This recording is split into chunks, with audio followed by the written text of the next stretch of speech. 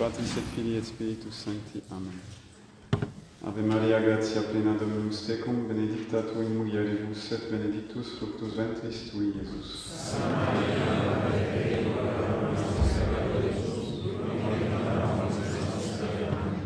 Gloria Patri et Filio et Spiritui Sancto.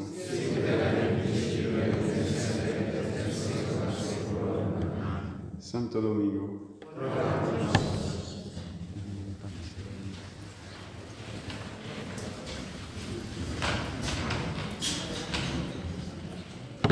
Muchas gracias por la invitación. Pido disculpas porque mi castellano es un poco argentino y muy francés, porque, bueno, hace mucho tiempo que no practico.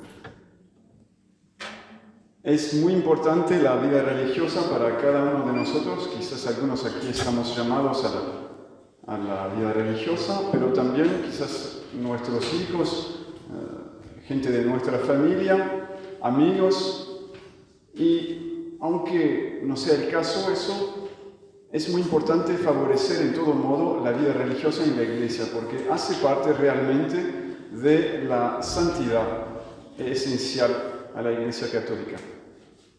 Entonces, me pareció una buena idea de hablar brevemente de Santo Domingo, y así entender un poco mejor su vocación a la vida religiosa. Domingo nació en el año 1170 en Caleruega, en Castilla, y ya a muy temprana edad su vocación religiosa se hizo evidente, al menos su vocación clerical. Durante la niñez fue instruido por su propio tío, hermano de su madre, que era sacerdote, y después ya adolescente recibió una sólida formación intelectual en las escuelas de Palencia. Al terminar sus estudios, entró en la comunidad de canónigos regulares de Osma, cerca de Burgos, me parece, ¿no? Nunca fue. Los canónigos son religiosos que viven en comunidad según la regla de San Agustín. Y en esta diócesis había una gracia muy grande que Dios había dado a esta diócesis, una de las mayores gracias que uno puede pedir, que es un santo obispo, y que se llamaba Diego, y que realmente quería evangelizar a su diócesis. Y para eso había ayudado a reformar esta comunidad religiosa para promover una liturgia digna y también para que los canónigos lo ayuden a él, el obispo, en esta grande tarea de la evangelización. Entonces, ¿cómo podemos entender la vocación del joven Domingo a la vida religiosa? Porque Domingo era de una familia castellana, una familia de caballeros, y bueno, al final del siglo XII los sarracenos aún ocupaban el sur de la península. ¿Por qué eligió reconquistar a las almas y no las tierras? ¿Por qué? Esto vamos a tratar de entenderlo.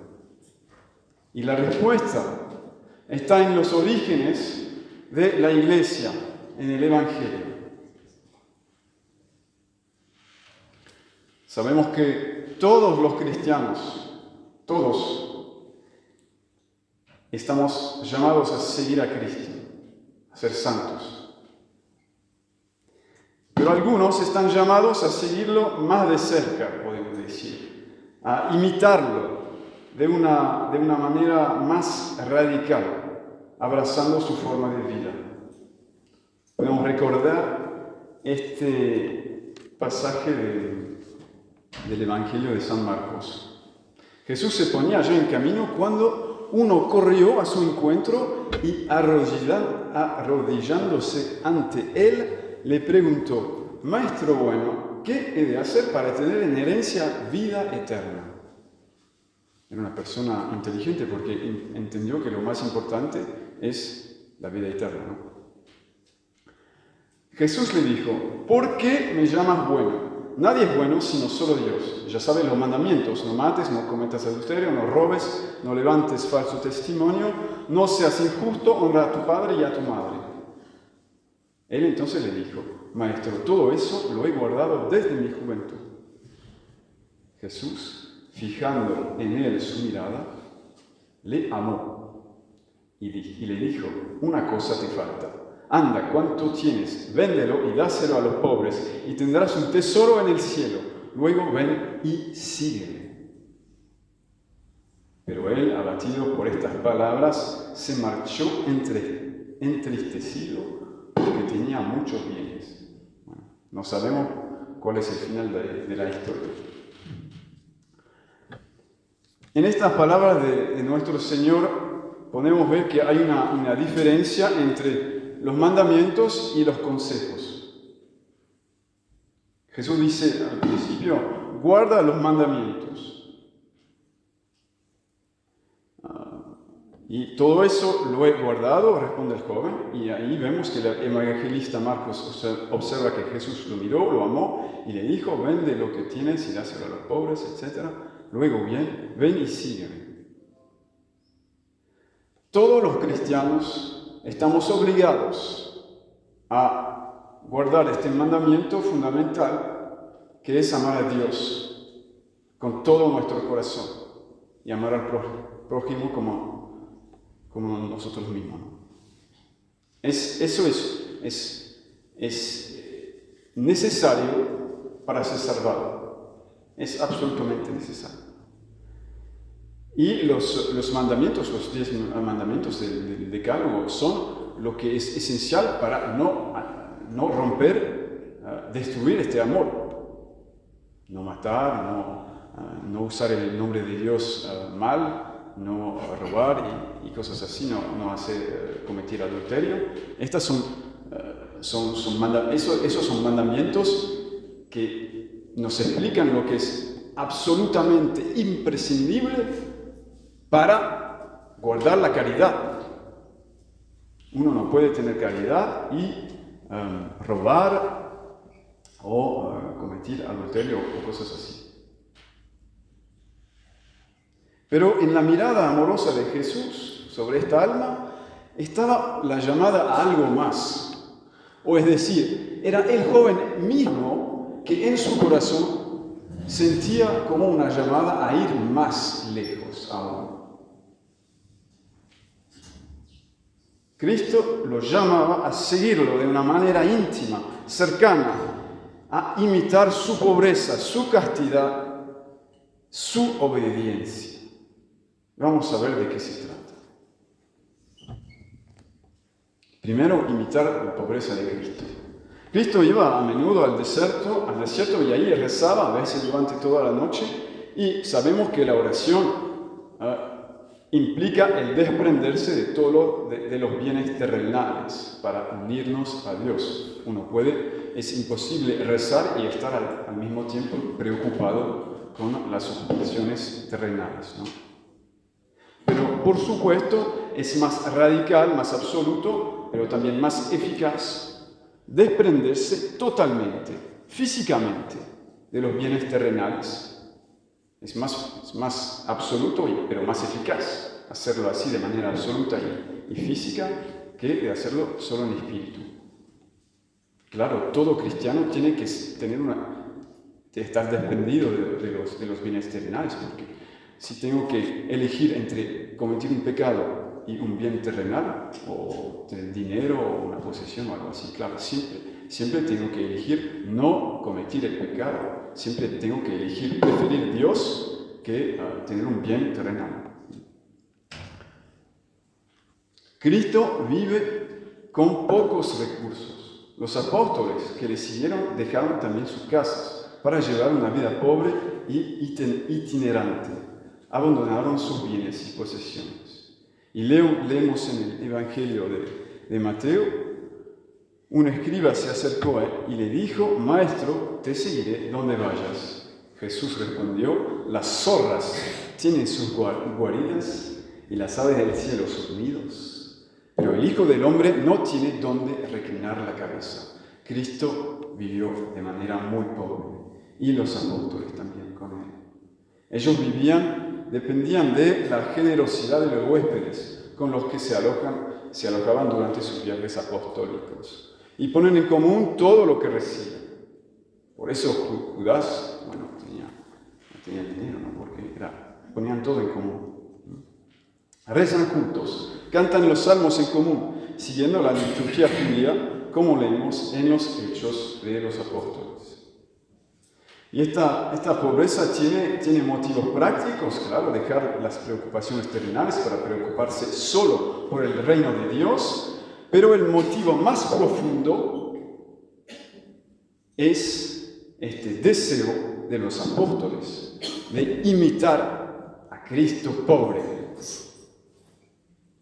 Dios Hijo, perfectamente igual al Padre y al Espíritu Santo, quiso encarnarse y asumir la condición humana sin diferenciarse de ningún otro hombre.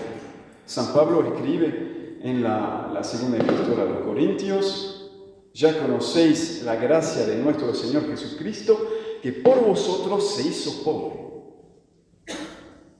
siendo rico, para que vosotros, por su pobreza, os enriquezcáis. Y en la epístola de los Filipenses: tened en vuestros corazones los mismos sentimientos que tuvo Cristo Jesús, el cual, siendo su naturaleza la de Dios, no miró como botín el ser igual a Dios, sino que se despojó a sí mismo, tomando la forma de siervo, hecho semejante a los hombres.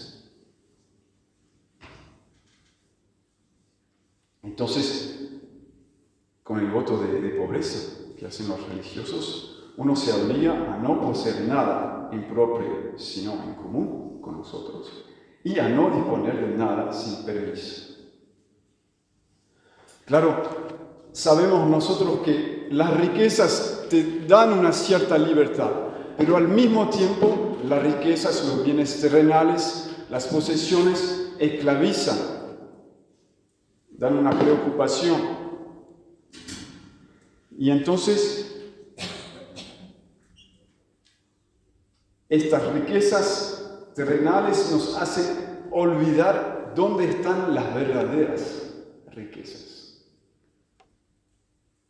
Claro, si sería posible pagar para tener un corazón bueno, yo estaría dispuesto a pagar millones para tener un corazón bueno. Sería lindo, ¿no? Si se podía comprar en Amazon un corazón bueno, una cercanía con Dios. Quiero comprar en Amazon una cercanía que no, si es imposible, ¿no? ¿Dónde están las verdaderas riquezas? Segundo aspecto, imitar. Claro, los apóstoles también querían imitar la castidad de Cristo. Jesús y sus apóstoles renunciaron a bienes aún mayores que las posesiones, las riquezas y todo. Renunciaron a un bien que es más grande, que es mayor, que es casarse, fundar una familia. Lo más impresionante es que, lo que me parece más impresionante es que nadie alabó el matrimonio como Jesucristo, nadie. No hay ninguna religión que defiende el valor y la santidad del matrimonio como la religión que fundó Jesús. Y sin embargo, él mismo no se casó. Todos los historiadores serios, aunque sean enemigos del cristianismo, reconocen que Cristo permaneció virgen, renunció al matrimonio y practicó una perfecta continencia durante toda su vida. Y sus apóstoles, siguiéndolo, también practicaron la continencia para imitar a Jesús. Claro, parece que algunos apóstoles ya estaban casados antes de dejar todo para seguirlo. Pero parece que, bueno, estamos seguros, que estos también eligieron la continencia. Hay una diferencia entre continencia y celibato. Una persona casada puede practicar la continencia, es decir, abstenerse de las relaciones sexuales.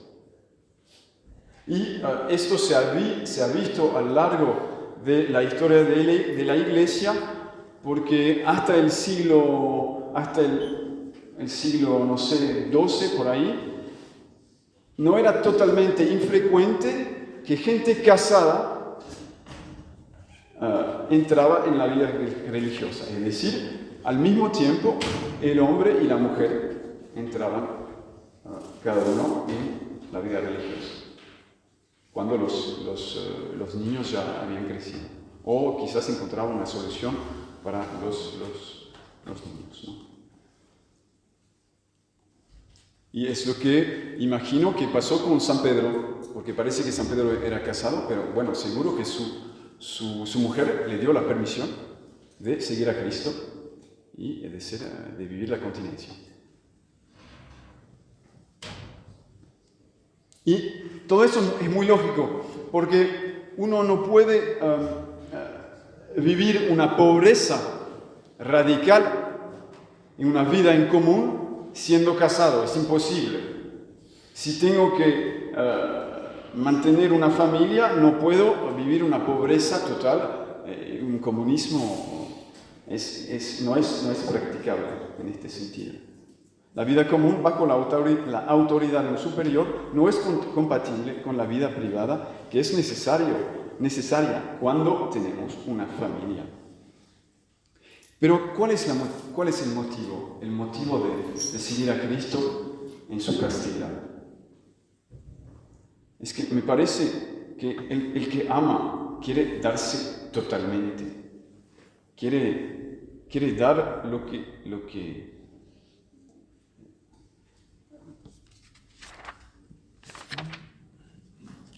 que valoriza más.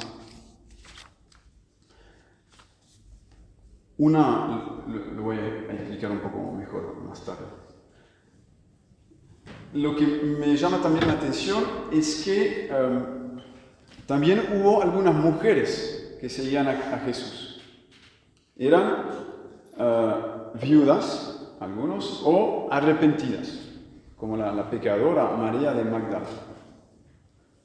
Y estas mujeres también practicaban la continencia, la pobreza, vivían separadas, claro, de los hombres, pero seguían también, imitaban la vida de Jesucristo. Desde la primera generación de cristianos, muchos eligieron la virginidad o la continencia. Vemos en los Hechos de los Apóstoles que a un cierto momento Lucas, el evangelista, dice: llegamos a Cesarea, en la casa de Felipe, que era uno de los 7 diáconos.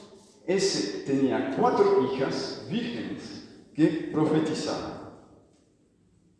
Entonces, desde la primera o la segunda generación de cristianos hubo esta vida religiosa, o por lo menos una virginidad consagrada a Dios.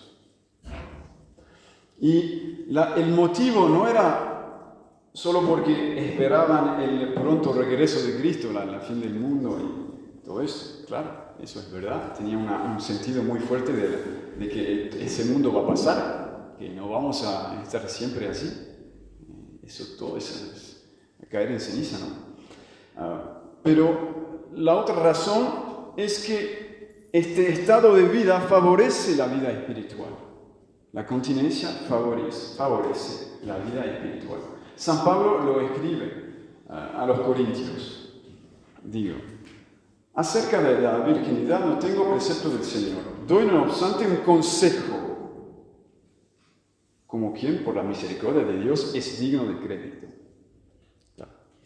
Por tanto, pienso que es cosa buena, a causa de la necesidad presente, quedarse el hombre así. Está sumido a una mujer, no busque la separación. no estás unido a una mujer, no la busques. Mas si te casas, no pecas. Y si la joven se casa, no peca. Pero todos ellos tendrán su tribulación en la carne, que yo quisiera evitaros.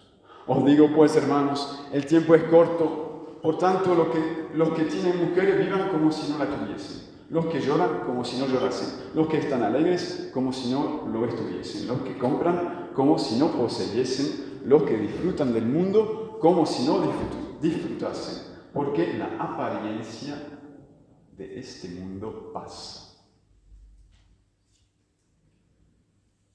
Yo os quisiera libres de preocupaciones. El no casado se preocupa de las cosas del Señor, de cómo agradar al Señor. El casado se preocupa de las cosas del mundo, de cómo agradar a su mujer. Está por tanto dividido. La mujer no casada, lo mismo que la doncella, se preocupa de las cosas del Señor, de ser santa en el cuerpo y en el espíritu. Mas la casada se preocupa de las cosas del mundo, de cómo agradar a su marido. Os digo esto para vuestro provecho, no para tenderos un lazo, sino para moveros a lo más digno y al trato asiduo con el Señor sin división.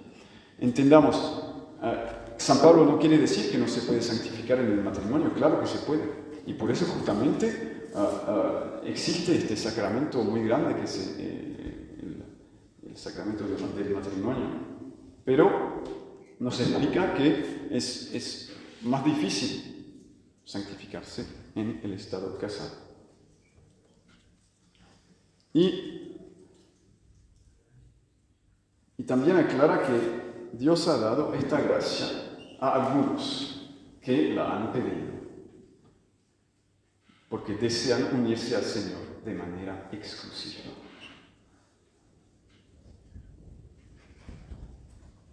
¿Algunos entendieron que no es que Cristo les pide hacer esto o esto? No. Lo que pide Cristo es la persona entera.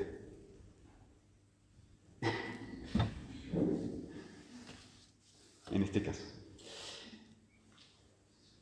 El que ama quiere darse totalmente al ser amado, así que no le basta con separarse de sus bienes materiales, de los bienes de la vida conyugal y familiar, y lo que más valoramos es nuestra propia voluntad. Y de ahí llegamos al tercer voto, a la tercera manera de seguir a Cristo, imitar la obediencia de Jesús. Porque si miramos la vida de nuestro Señor, vemos que toda su vida obedeció a su Padre. No hizo nada más que la voluntad de su Padre. Desde el instante de la encarnación, Jesús hizo siempre la voluntad del Padre. Porque he bajado del cielo no para hacer mi voluntad, sino la del que me ha enviado. La obediencia al Padre define toda su existencia hasta el final de la cruz. Sí, claro, lo que valoramos más es nuestra propia voluntad, nuestra independencia, nuestra autonomía, nuestro yo, nuestros proyectos. Y es lo más difícil abandonar. Es lo que nos cuesta más abandonar, nuestra independencia y autonomía.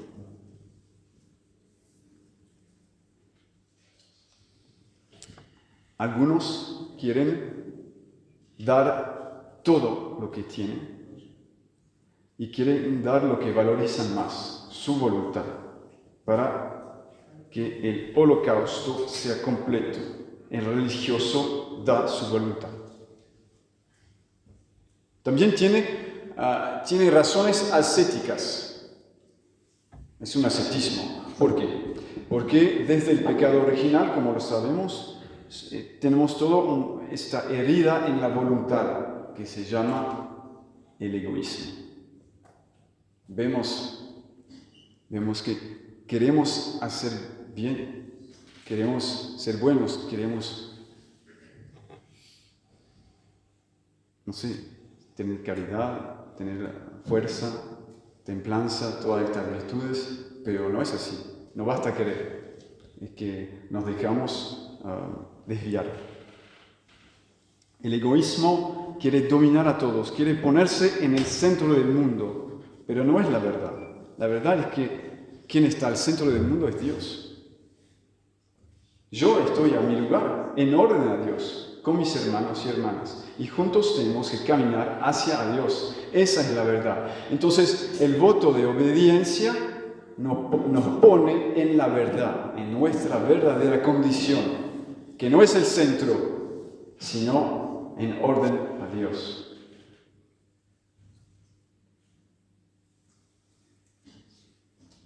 La obediencia pone el hombre en su verdadero sitio. Y eso es en cada vida. Todos los cristianos lo vemos. En nuestras familias, cómo es difícil a veces obedecer, ¿no? En la ciudad, en la vida política, en la empresa, en el trabajo. Todos necesitamos practicar esta obediencia, pero algunos quieren practicarla de una manera total y radical, con este voto de obediencia.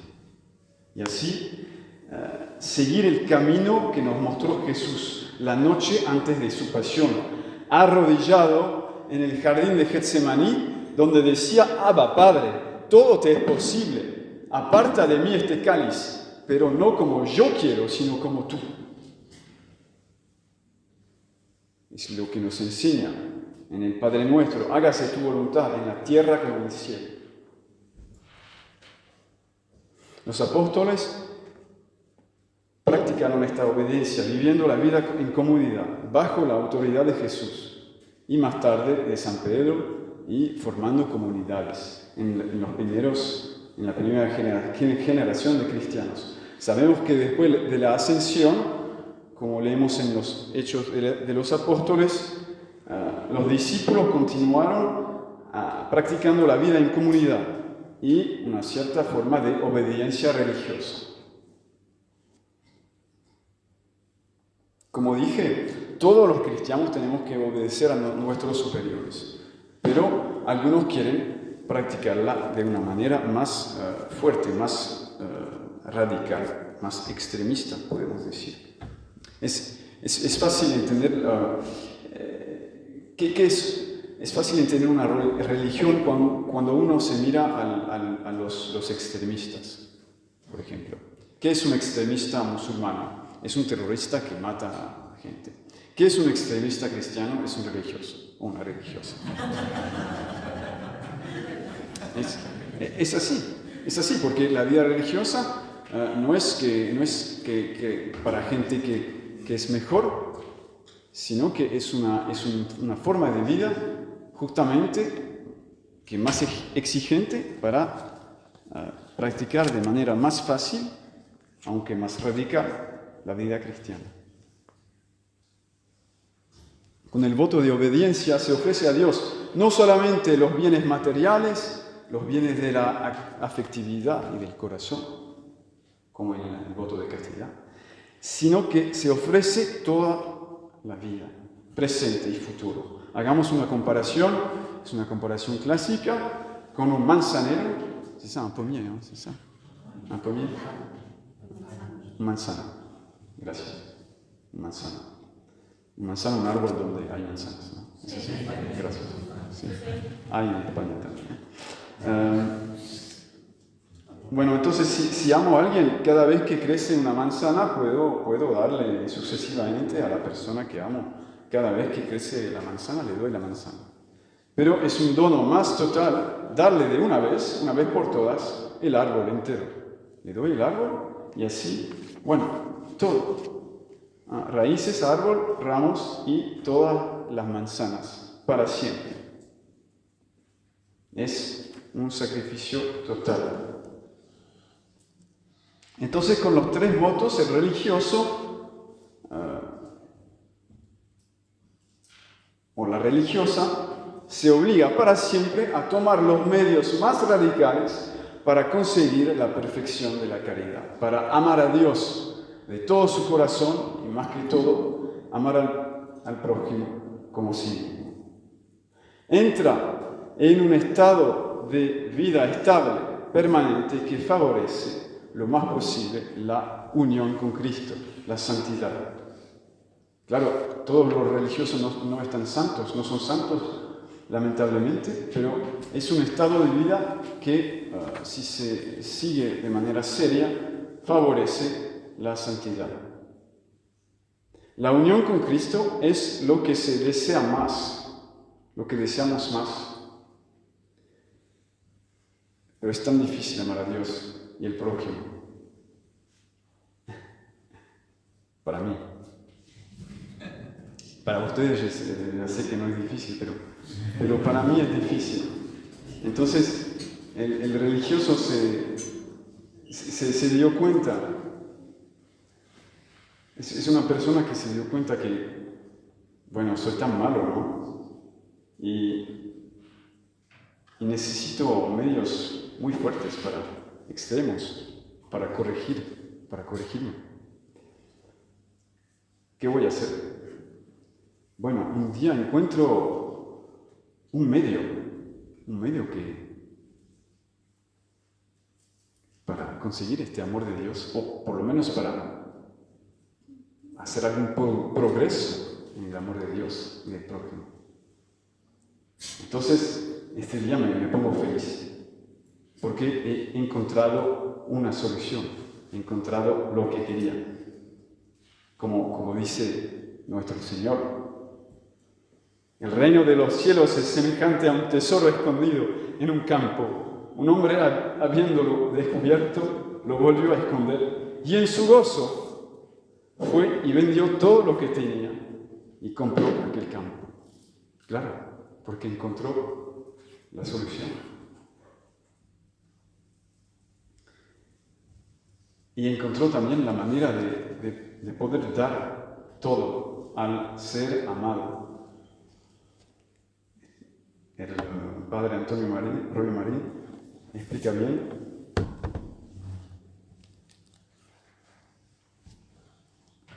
Con el estado religioso, el hombre le ofrece a Dios todo cuanto es y tiene: los bienes exteriores, pobreza, su propio cuerpo, castidad, y su propia alma, obediencia. La entrega es total y absoluta, y por lo mismo el holocausto es perfecto.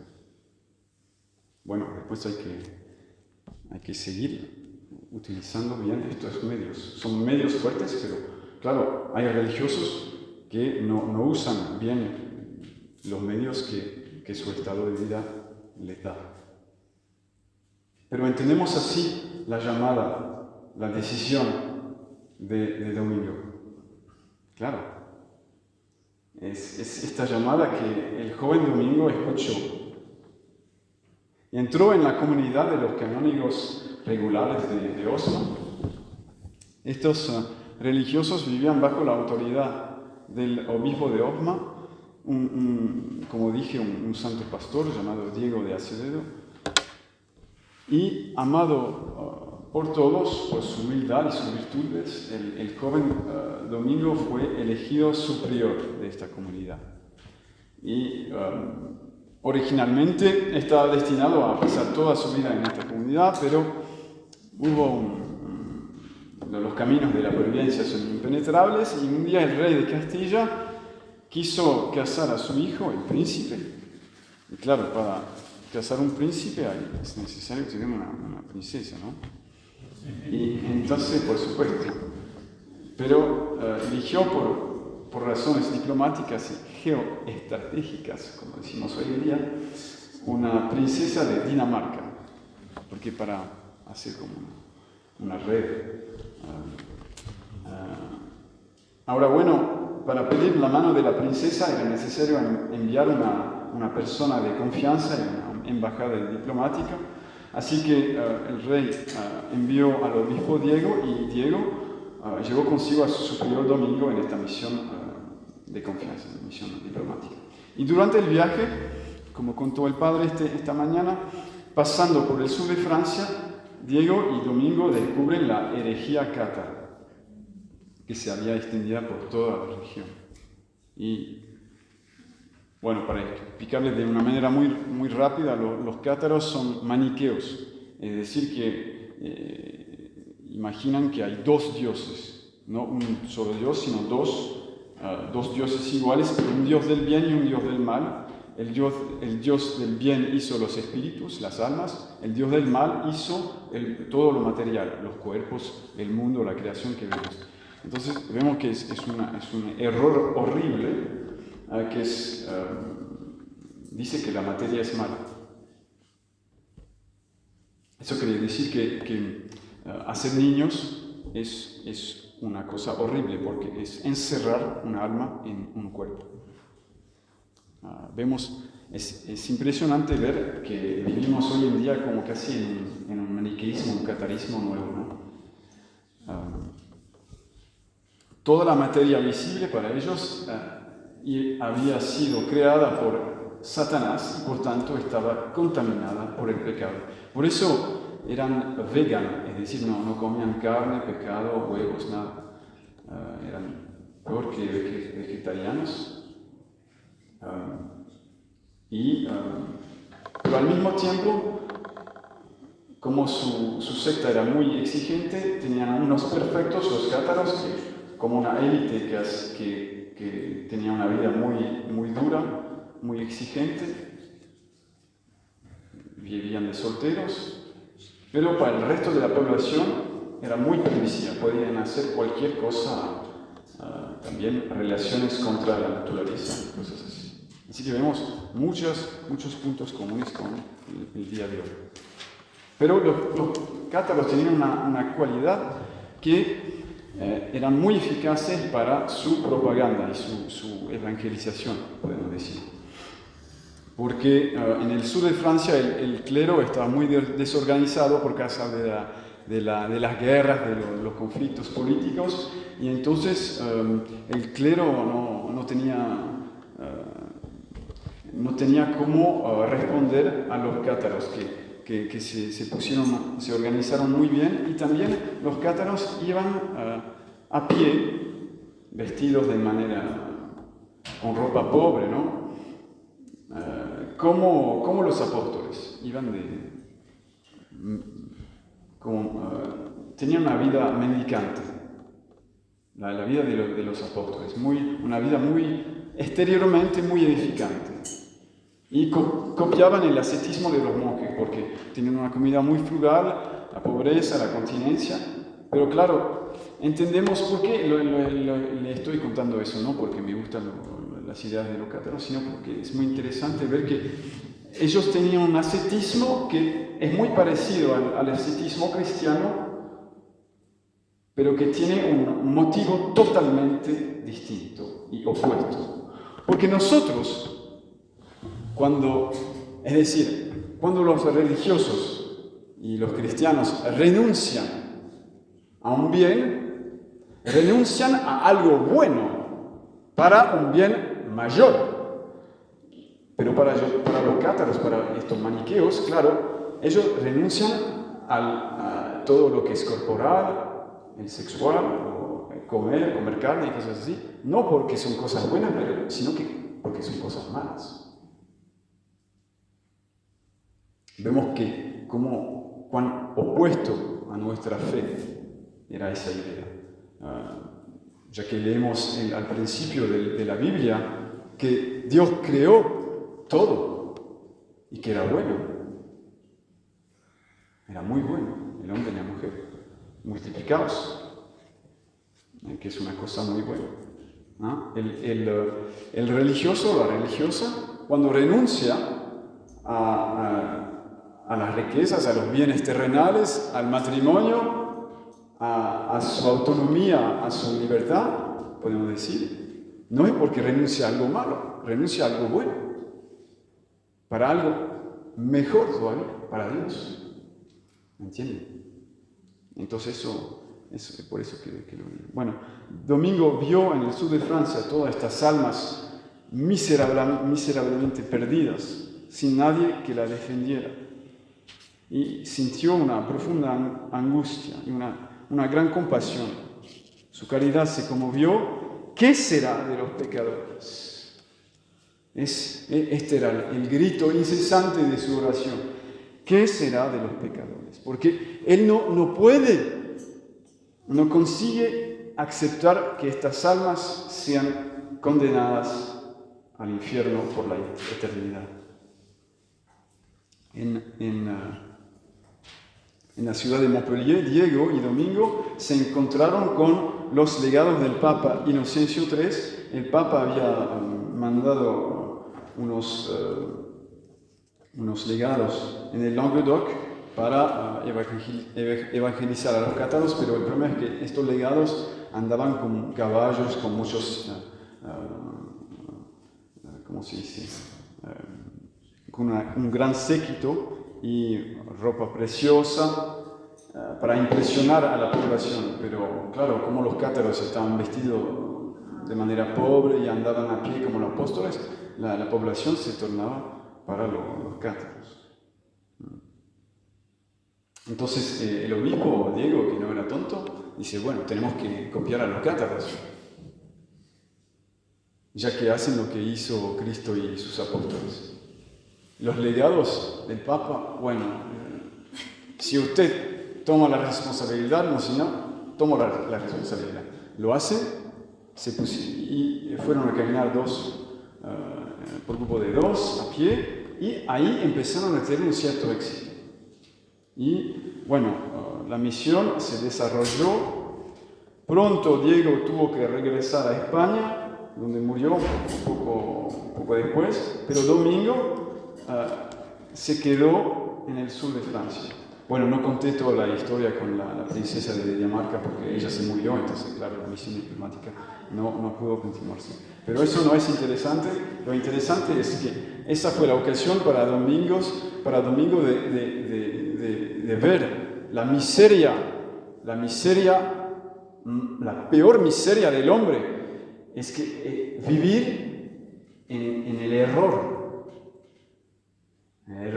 Y sobre todo es un error total sobre la ley natural y religiosa. Entonces quiso fundar una orden especialmente dedicada a rescatar esas almas del error, para hacerles conocer la verdad. Todos estos hermanos cristianos que se habían alejado de Cristo, quiso reconquistarlos. Qué lindo. Bueno, no puedo decir todo, seamos breves.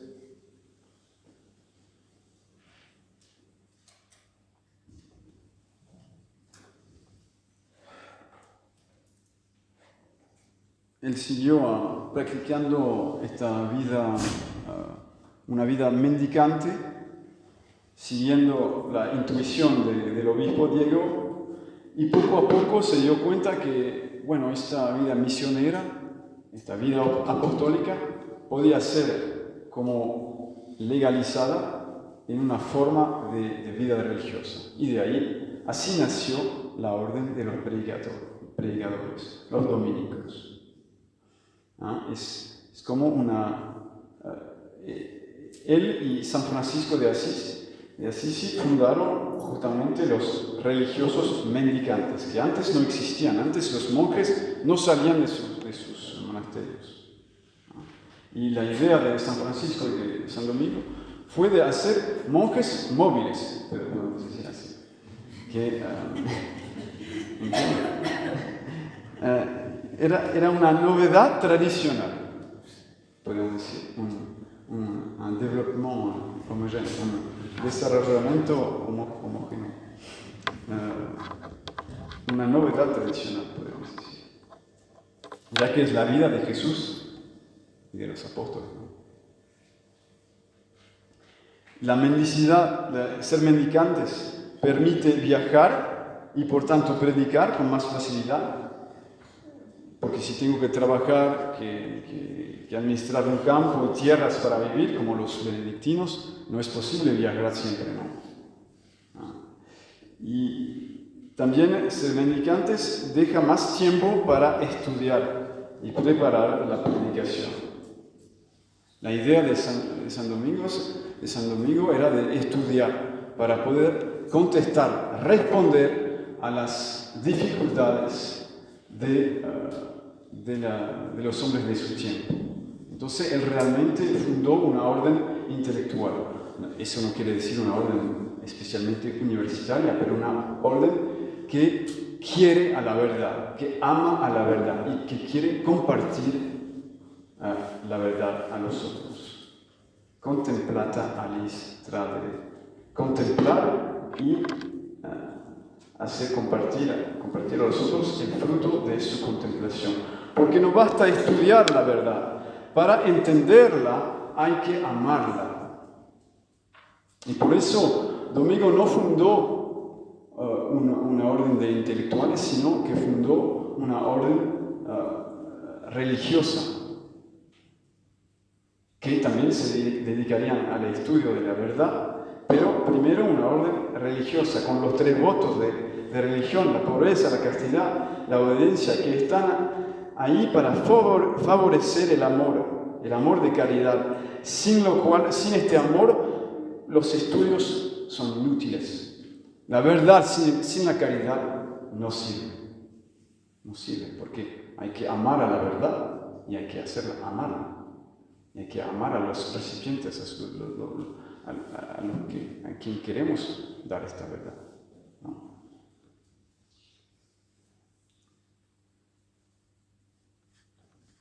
La verdad salva.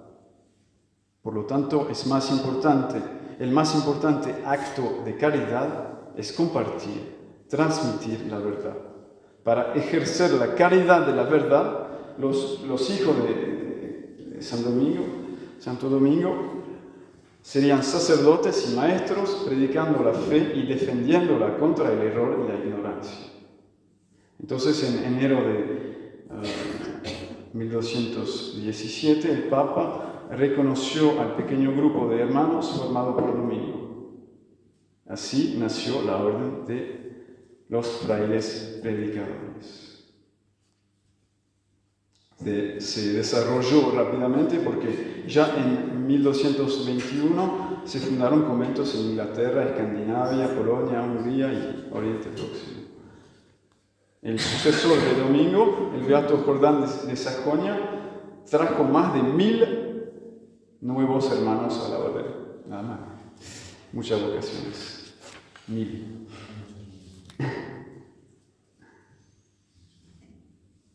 La orden de predicadores responde a una necesidad de todos los tiempos. Es enviar campeones de la fe al servicio de la Iglesia para ayudarla en su misión de enseñar a todas las naciones. Así que hoy más que nunca es necesario amar la verdad divina y enseñarla. Domingo murió el 6 de agosto de 1221 en Bolonia y fue canonizado en 1234. Lo que me parece muy importante es entender realmente lo que estaba lo que es la esencia de la vocación de Domingo.